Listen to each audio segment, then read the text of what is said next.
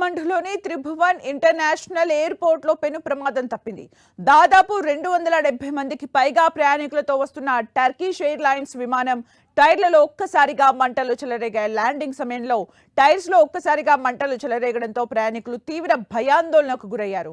అయితే వెంటనే అప్రమత్తమైన సిబ్బంది ప్రయాణికులను సేఫ్ గా ఖాళీ చేయించారు. అటు ప్రయాణికుల్లో కొందరు ఐక్యరాజ్య సమితి అధికారులు కూడా ఉన్నారు. ఇస్తాంబుల్ నుంచి కాఠ్మండు వెళ్తుండగా ఈ ఘటన జరిగింది. ఫైర్ ఇంజిన్ ఉపయోగించి మంటల్ని అదుపులోకి తీసుకురావడంతో అందరూ ఊపిరి పీల్చుకున్నారు.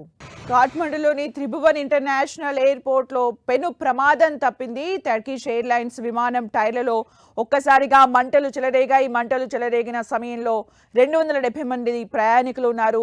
ల్యాండింగ్ సమయంలో టైర్లలో ఒక్కసారిగా మంటలు చెలరేగడంతో అందరూ భయాందోళనకు గురయ్యారు. ఇస్తాంబుల్ నుంచి కాఠ్మండు వెళ్తున్న సమయంలో ఈ ఘటన చోటు చేసుకుంది. ఒక్కసారిగా అక్కడ మంటలు చెలరేగడంతో ప్రయాణికులందరూ కూడా భయాందోళనకు గురయ్యారు. వెంటనే అక్కడికి ఫైర్ సిబ్బంది చేరుకొని మంటల్ని అదుపు చేయడంతో అందరూ ఊపిరి పీల్చుకున్నారు.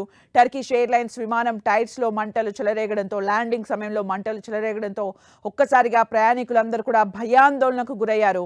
వెంటనే అక్కడికి ఫైర్ సిబ్బంది చేరుకొని మంటల్ని అదుపు చేశారు. ప్రయాణికులందరూ కూడా సురక్షితంగా ఉండటంతో ఊపిరి పీల్చుకున్నారు.